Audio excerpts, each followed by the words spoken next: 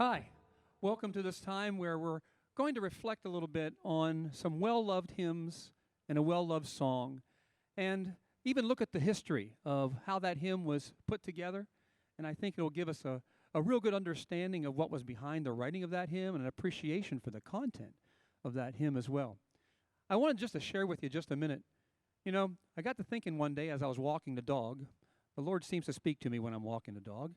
And I got this idea that maybe we should just spend some time looking at some hymns and some songs that blend together and find out the meaning of those and maybe what's the scriptural reference for those hymns would be, and it would help us with our worship of God. So this time is designed for all of us to have a little bit of a reflective time as we concentrate not just on the hymn itself, but on the qualities of God that are demonstrated through this hymn.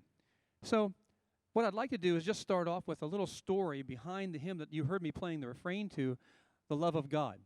This is one of the most well-loved hymns that we have, I think, in the hymnal. If you ask a lot of people what their favorite hymn is, a lot of people might say one of their favorite hymns is The Love of God, and especially the third verse, which we'll get to in just a little bit later. This hymn was written by a gentleman by the name of Fred Lehman. He was a very wealthy businessman, but because of some unfortunate turn of events in his business, he lost a lot of his fortune, and he was forced to work in a fruit packing plant. And one day after church, he was moved by a sermon that his pastor preached on the love of God. And he was so moved by it, he couldn't get it out of his head. He went to work the next day while he was packing fruit, and on little pieces of broken crates that they packed the fruit in, he scribbled out the words to the first two verses of this hymn, The Love of God.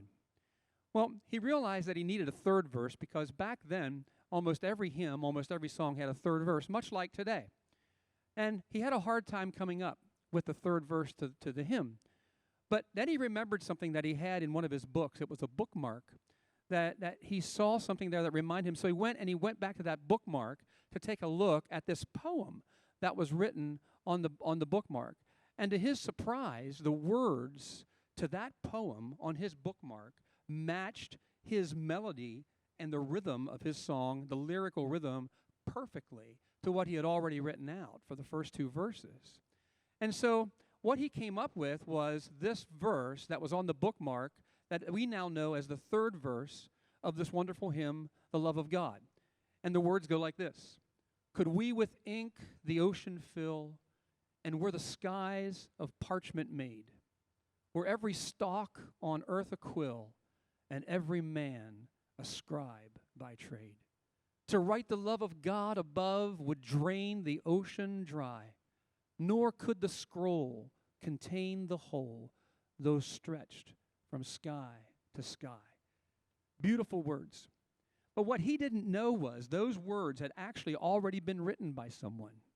They were written by a prisoner in a cell with these words scribbled on the wall of his cell. So this man, at some moment while he was imprisoned, wrote these beautiful words on the wall. The guards, when they came in after this man had passed away, and they entered into the cell and they saw these words, and before they repainted the wall, they wrote the words down because they were so moved by what this man had written on the wall. But the story goes even deeper. Those same words were written in Hebrew 1,000 years earlier by a Jewish rabbi.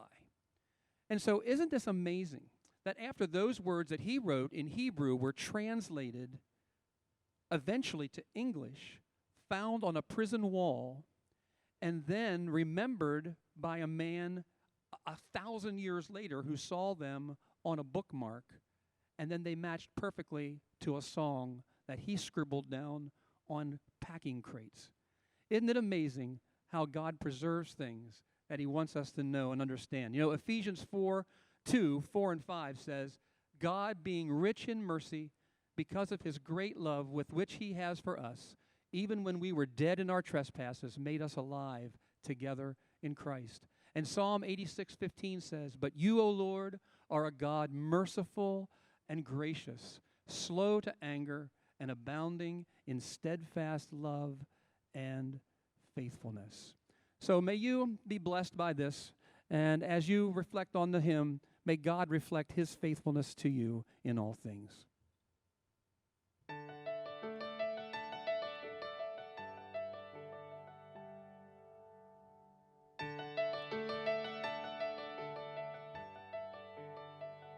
The love of God is greater far than tongue or pen could ever tell. It goes beyond the highest star and reaches to the lowest hell. The guilty pair bowed down with care.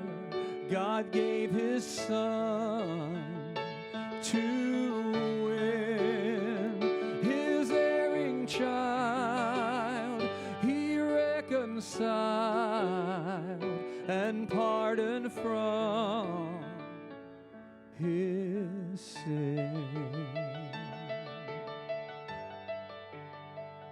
When years of time have passed away, and earthly thrones and kingdoms fall, when men who hear refuse to pray on rocks and hills and mountains call, God's love so sure shall still endure, all measureless and strong, redeeming grace to Adam's race, the saints and angels'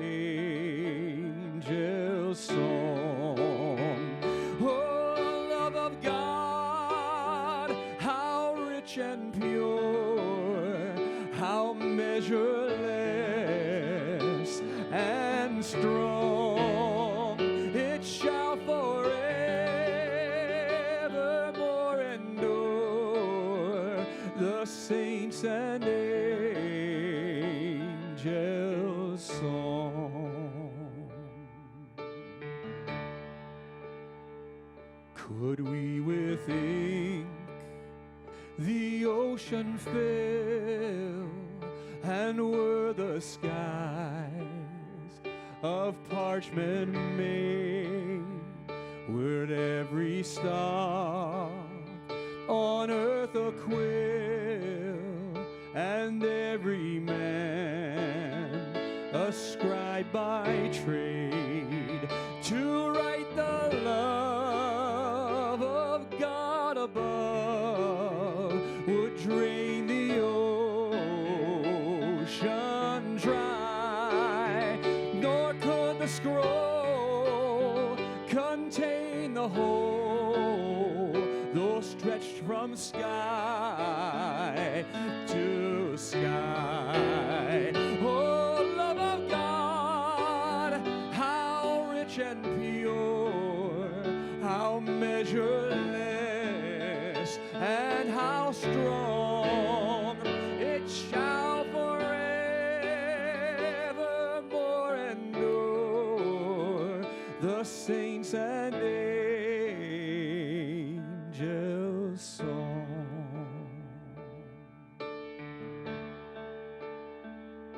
And bless the Lord, O my soul, O my soul, worship his holy name.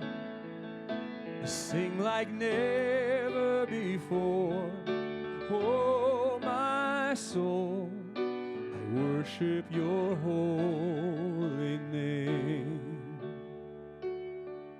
The sun comes up, it's a new day dawning. It's time to sing your song again. Whatever may pass and whatever lies before me, let me be singing when the evening comes. You're rich in love and you're slow to anger. Your name is great and your heart is kind. For all your goodness I will keep on singing. 10,000 thousand reasons for my heart to find. Oh, bless the Lord. Bless the Lord, oh my soul. Oh, my soul. Worship his holy name. Sing like never before. Oh, my soul, I worship your holy name. Sing like never before. Oh, my soul, I worship your holy name. Lord, I worship your holy name. Oh, I worship your holy name. Oh, love of God, how rich and pure, how measureless and strong, it shines